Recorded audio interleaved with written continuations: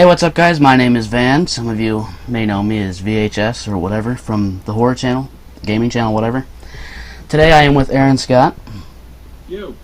And we will be interviewing Child's Play 2 actress Christine Elise. Living the dream.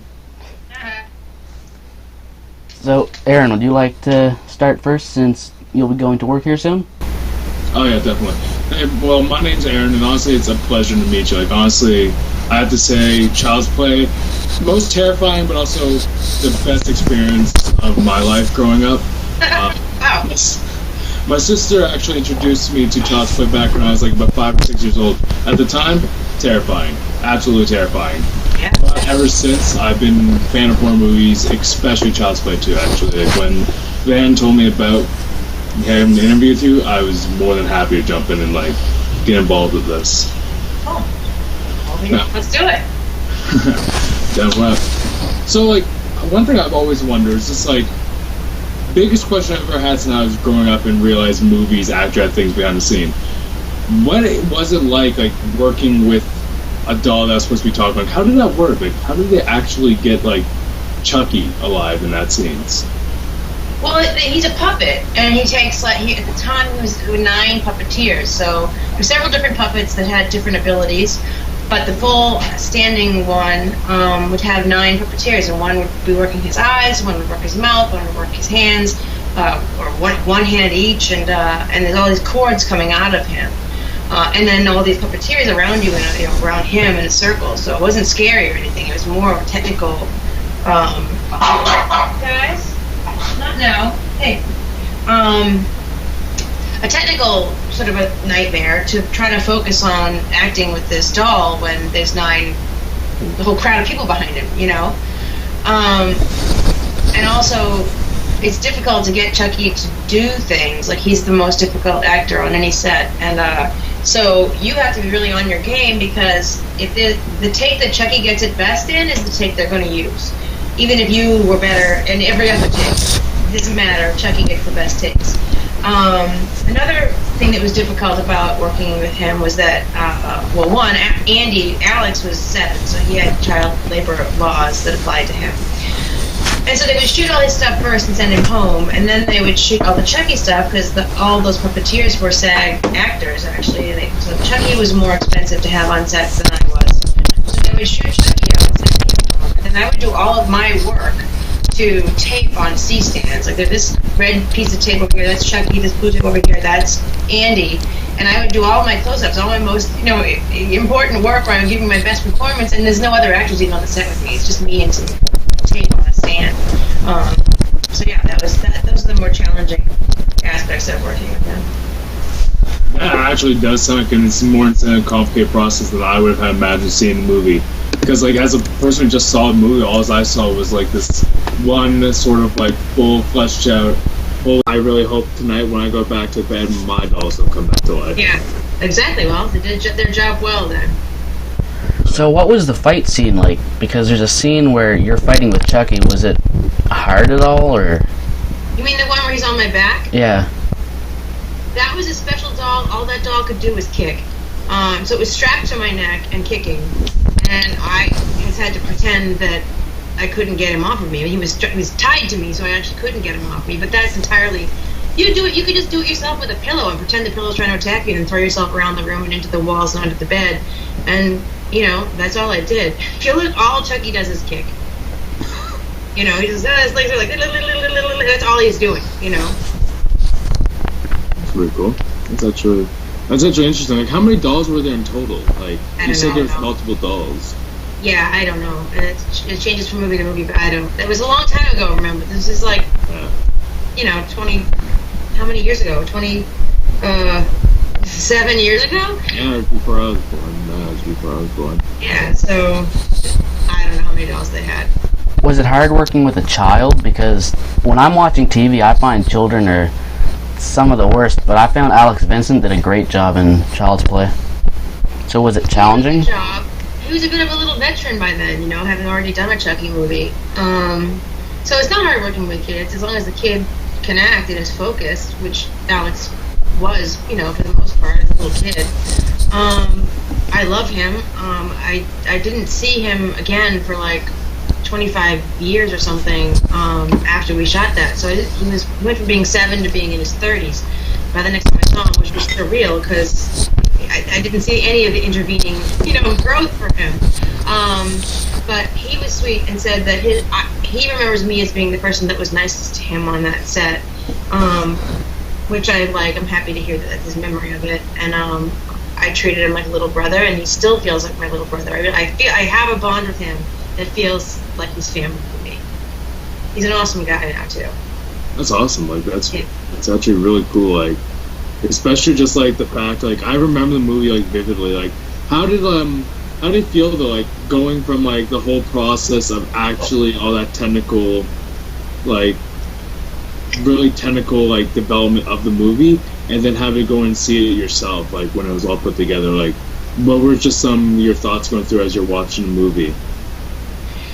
Well, the most significant thought that I had was I'm a big movie fan from my entire life, and I was a big fan of the old Hollywood classics and the film noir movies, but the big studio, the big old MGM Lion and those logos and stuff meant a lot to me. So for me, the most exciting part of watching Child's Play 2 is that Universal logo spinning before the movie even started, and to be a part of that family. And Universals were the original, the Universal monsters are Frankenstein and Dracula and Wolfman and stuff, and those iconic horror characters. It's an honor to be part of that family and part of that legacy, at that lot in particular. So watching the movie itself, though, it's just uncomfortable. Of course, it's, personal vanity watching it, and not liking how I look, or watching a particular scene and not liking my performance. But I'm, all projects that you work on, when you watch them finished, are completely different from what it felt like on set. Because on set, there's a whole crew around. The crew and cameras and lights, and you can't trip wires in the floor you can't trip on, and it's got nothing to do with what it looks like in the finished product. So that was no more true for Chucky than any other project.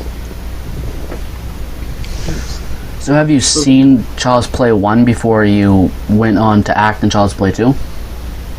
Yeah, when I don't know if it was when I was auditioning for Child's Play 2 or once I got the job, but I hadn't seen it until I was in the mix to get the job on Child's Play 2. I don't know exactly what point I watched it, but I was not a Chucky fan before I had that first audition. I became one though. I think that first movie's great. Nice. What made you decide to actually audition for Chucky? What made you decide to audition for a horror movie?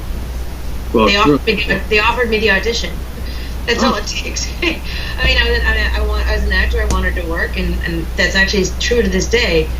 Most people function under this mistaken idea that actors pick and choose what they do. For the most part, that is, you just take every job they give you, full stop.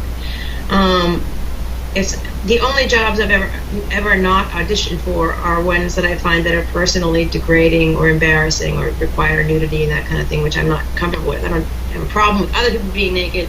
I just don't want to be naked. And so yeah, I've never said no to anything unless it felt embarrassing to me on some level.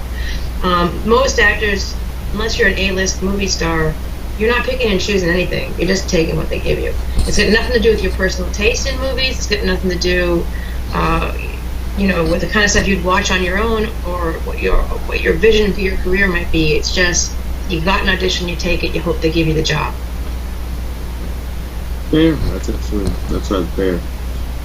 So, what would you say was your favorite part, actually, during the filming process of Child's Play 2? Like, what was the most memorable thing for you that you enjoyed, that you look back on fondly? Just being allowed to be there. Just being, the interior of the house was shot on a stage on the Universal lot, and in that stage was the oldest remaining movie set in the world. It was the opera set for the original Phantom of the Opera that was still standing. It's since burned down. But it was standing when we shot that movie, and just to be working on a stage that had a relic of movie making history that significant, that I could sit in those chairs, and I didn't take any pictures. I can't believe I didn't take any pictures. Everyone didn't carry a phone that had a camera on it back then, so it wasn't pictures of everything weren't so prevalent. But I'm really bummed I haven't. Whenever I get to work on the studio a lot is always my favorite thing, just because we're so steeped in the history of this town, and that's the greatest thing. Yeah, what about you, Van? Any more questions yourself? What was it like returning for Cult of Chucky? It was like a family reunion, sort of, you know. I'd stayed friends with Dawn in all these intervening years, and I have gotten to know Alex again like the last 5 years. So it was like a family reunion, and working with Chucky is surreal to be back doing a scene with that head again. But it was fun, and I love that initially when Dawn approached me to do it, he was going to kill Kyle. Kyle was going to die in a really spectacular way. They couldn't afford to kill her, frankly. The special effects to kill her were going to be too expensive. So she survived due to budget reasons. And now I think Dawn's really, really happy that he didn't. Guys, stop it. Didn't kill her. I don't think he intends to kill her anytime soon. But I love that they set it up for her to come back. I'm sorry, my dogs are barking. To come back. It really seems it's teed up for me, for Kyle and Andy, to do some serious ass kicking. Now, I don't know if you would be able to talk about this, but are you going to be in the next Child's Play movie? I hope so. I know that Dawn, it's obviously set up that way. Guys, it's set up that way. If they ask me to do it, I will. I don't know how they can really get around not having both Alex and I in it. I mean, it'd be really weird to have that cliffhanger ending there and then never revisit that, you know? I'm kind of hoping that, I know that Alex wanted Andy in Cult more than he ended up being in it. The studios aren't really convinced that the fans are invested in the original characters, and so for Dawn, it's always a fight with the studio about getting us in there. That the studio thinks that's looking backwards and they want to look forward. So, and Dawn has fought and won, obviously, and I'm hoping that the success of Cult and the fact that Andy is back in the bigger role, even though it should have been bigger, that they will finally understand that true fans of the franchise really are invested in the stories of these characters from the original movies, including Andy's mother, who he, at some point, she still survives. And so, yeah, I think that, I hope, and I can't see how they can avoid it, so let's, fingers crossed. I know as like a person who like has terrifying but fond memories of the series.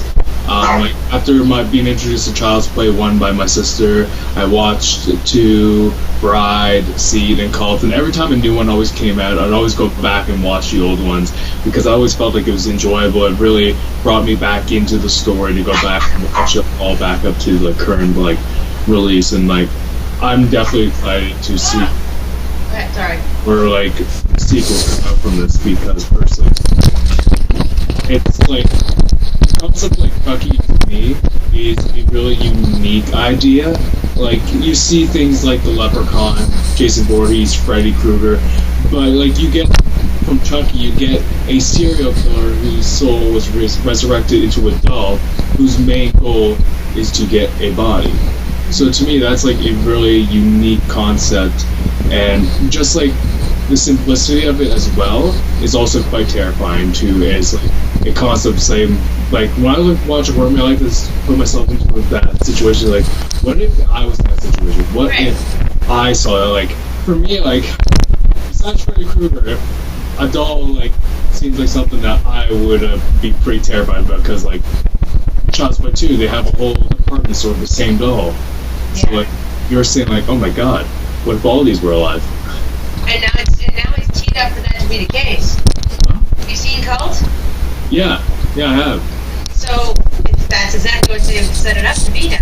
Now there's multiple Chuckies, any Chucky doll, anything. He can actually, I would imagine, he could possess anything at this point in time. It needn't even be another Chucky doll. It could be a Barbie doll. It could be a dog. You know what I mean? I feel like now that he's got his little voodoo ritual down from his Voodoo for Dummies book, he can possess anything. So, but I think the reason the dolls are so scary is because all of us have inanimate things in the house that we would not like to see come alive, you know? And it's sort of a basic fear when it's a little human. It's not a big stretch to imagine it being alive.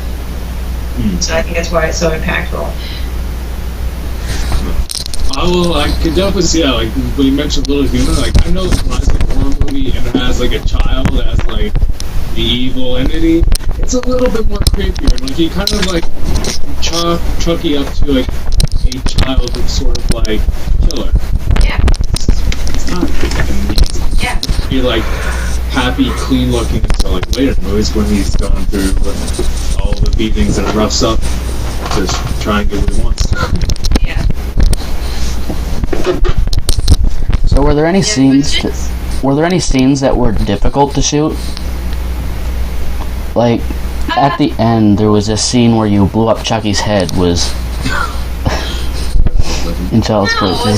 None of it's difficult. I mean, no, nothing was particularly difficult. The hardest thing really was trying to, in those scenes that I had to do where they weren't even on set with me anymore. You know, when we did that scene in the car where the cop pulls the car over and like you've seen dolls that pee, that scene. The scene of the cop, he was shot at night downtown outside, and then it became morning. The sun came up, so we couldn't shoot the stuff of me in the car. So that scene with me and Chucky in the car, that angle of the scene was shot 2 months later on a stage, and that cop wasn't even there. You know, so that sort of thing happened a lot, where I did a lot of acting to people that weren't there, and that was the most difficult part of it. But the stunts, I mean, the scene after Joanne gets killed and Chucky knocks me down and puts a knife to my throat on the floor in the house, that was hard because it made me fall and hit my head like 15 times, and they were not believing that I was hitting my head believably hard enough, and I really smashed the fuck out of the back of my head. And that wasn't fun. So I guess maybe that was the most difficult. Like, so having done Child's Play 2, what was it like if you did see, like, go and watch them, like, when it came out? What was it like seeing, like, the sequels after that? Like, was there sort of, like, a sense of nostalgia? Like, I remember back, like, when I was doing this for Child's Play, or, like, I can imagine what these actors are going through right now. That type of thing? I didn't see Child's Play 3, Bride or Seed. I have not yet seen them. So really? the first one I saw after my participation was Curse. And I didn't feel like possessive or nostalgic really about it. I'm happy to be part of a franchise that has such long legs, though. And I really love Fiona. I think Fiona Dorff is great casting. I love that her dad is Chucky. Sort of it's an awesome little incestuous twist to that, her being cast. But I know her now. I know her now. She's fucking awesome. I really love her, and it's nice to have the whole Chucky family grow. Nice. You got any more questions, Ben? I'm not sure. I thought you had quite a few earlier, Aaron, yesterday. I just get sort of like wrapped in the moment, like trying to get my thoughts organized. I guess like another question I would have is like, how did that like, what did that do for your career? Like for you, like did it open up any more opportunities that like led to things that you really enjoyed like during your career? It's difficult for me to say. It was definitely the biggest thing I had done to that point. I didn't end up being sort of typecast as a final girl or anything. Like, it's kind of a bummer. I would love to be the final girl in a bunch of horror, franchises. But it was definitely a high-profile project, and I was a lead in it early. A lot of responsibility for that film was on my shoulders. So I'm sure it helped me in ways I didn't actually see. I mean, I got to continue to work. I didn't get recognized in the street for her or anything. The job that did that for me was Emily Valentine on the old 90210. That was the job that got me recognized on the street, and it really changed things for me. Nice. So, like, how's your life nowadays? Like, what is your daily life for you nowadays? Like, afterwards, like, I can imagine like back then it was probably just like onset, offset, like probably a lot of lack of sleep. But like, what's it like for you like nowadays? Like having all of this like experience at this point through acting career to just like dealing with nowadays? Well, I'm still, an actor. I have an audition tomorrow for, I think it's a horror movie, actually. So, I audition when I get auditions, and I work when they give me the job. I wrote a novel. I wrote a dirty, funny novel called Bathing and Single Girl that is really gritty and raunchy and dirty, not in a sexy way, though in a really uncomfortable, awkward, horrible way. I also have a food blog and a YouTube channel. My YouTube channel is videovegan.com. It's a vegan cooking show.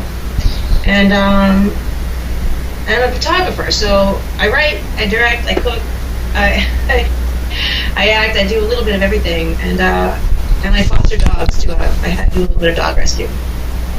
That's actually really interesting. That's very versatile, honestly. That's like cooking, photography, acting, and writing.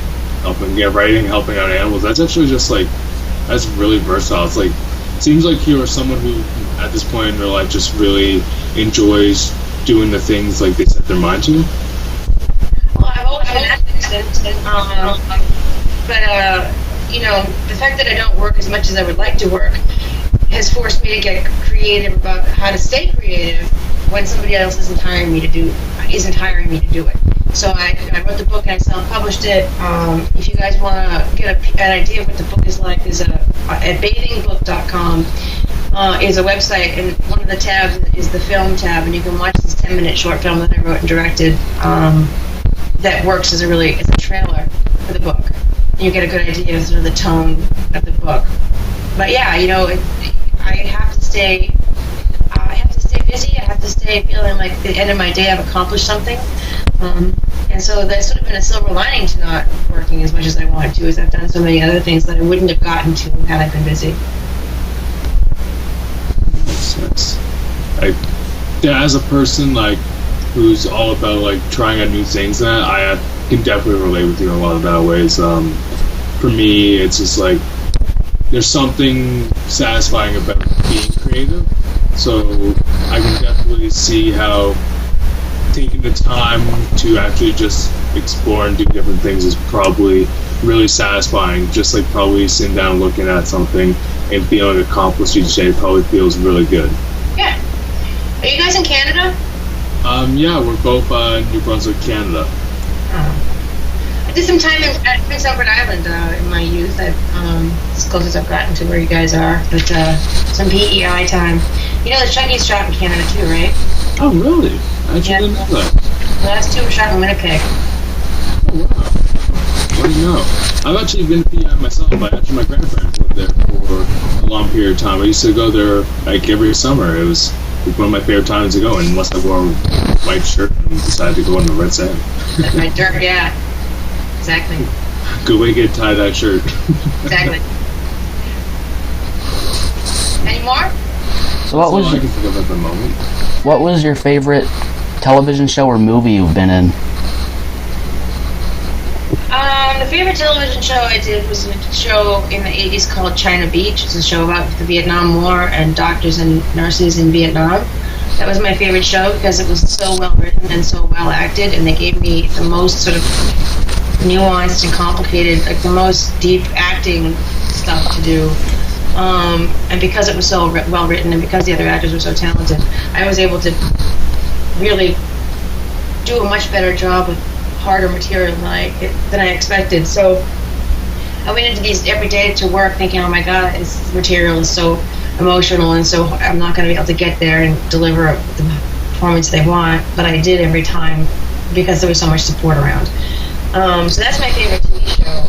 I haven't done a whole lot of movies, so I have to say that the Child's Play franchise is sort of my favorite. I'm really hoping that Chucky 8 is another exciting and satisfying experience on that journey. When did you start acting? When did you begin your career?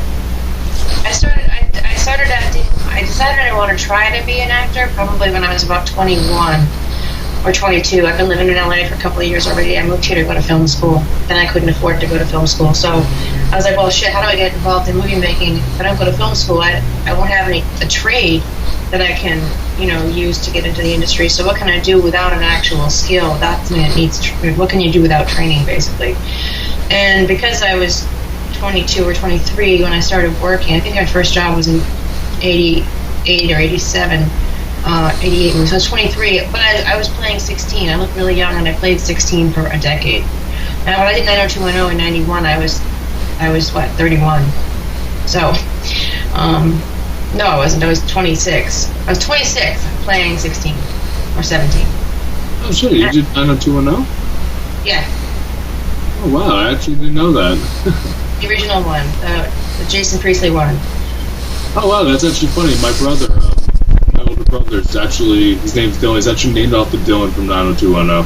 Really? Which is kind of funny. Yeah, no, my mother was a fan of it. Cool. Well, tell her you were talking to me today. Tell her you were talking to Emily Valentine, and she'll know who that is. Oh, she'll probably love that. Yeah. And my mother loves shows like 90210. Later on, like One Tree Hills, like she watches Days of Our Lives, everything like that. She's really into the intense, dramatic shows. Yeah. So it's a good soap opera. So, actually, get on that. Like, would you say horror? What was your favorite sort of genre to acting? Like, horror, romance, comedy. Like, what was like the ones you found more exciting or enjoyable to perform in? I'm most comfortable in a drama situation.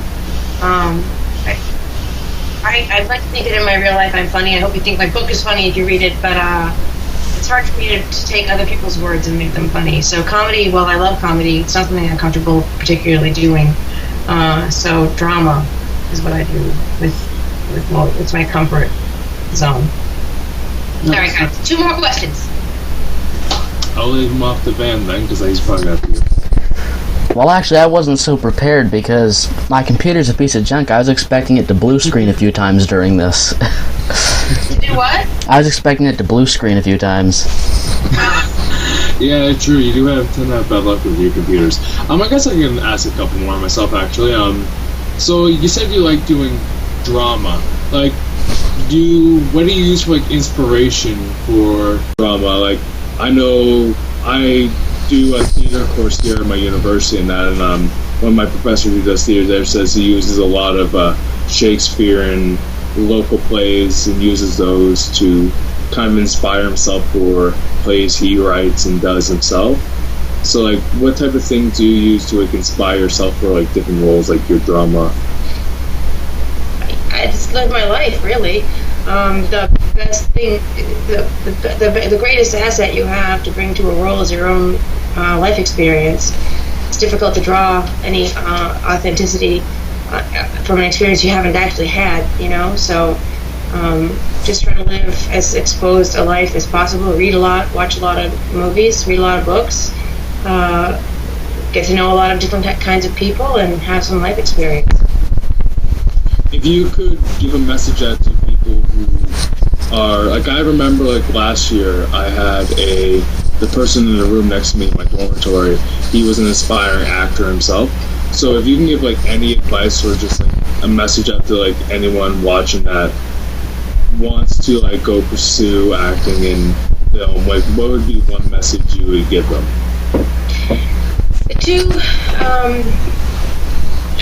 The 3 most high-profile jobs of my career, they would be Child's Play 2, Beverly Hills 90210, and I did ER for a while.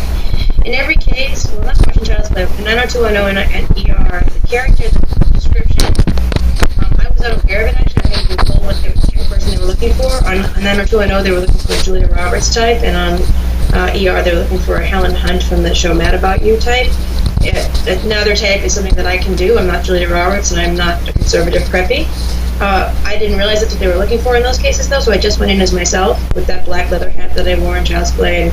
I went in as myself and played the character the way I interpreted it from the page rather than what I thought they wanted. And I got those jobs, and they changed the character to be more like what I was and what I brought to the audition rather than the way they had initially envisioned it. So the lesson I learned from that, I mean, that's not always possible. Some characters, they need you to be what they're written. There's not a lot of leeway. But so I guess the best way I can state this advice is to say, don't ever do an audition you think it is they want you to do, because everyone's doing that. every other of the 40 people that are auditioning are going to do what they think the most obvious interpretation of something. So you bring the greatest asset you have as an actor is your individuality. So try to bring your personal things into the rooms rather than what you think they want, because it's better to fail doing what you think is right than fail doing something that you're just guessing at and trying to do something you didn't really believe in. That's actually really good advice. Like, definitely, like, something I can definitely, like, really get behind. It's actually Cool. something. Well, honestly, I have to say thank you for letting me be a part of this and chat with you. Like, it's awesome, especially, like, I'm trying not to be my awkward self as much as possible. Like, I'm a goofball naturally, but, like, I'm definitely trying to, like, get the questions I always wanted to ask out there, because to me this is, like, a really great opportunity, and I'm actually, like, really happy you gave us some of your time in your schedule to let us chat with you, get to ask these questions, and get to know a bit of, like, the background behind things. Like, I know Van, like, horror movies out the wazoo, who loves horror movies. Yeah. Like, probably more than I do, and I love horror.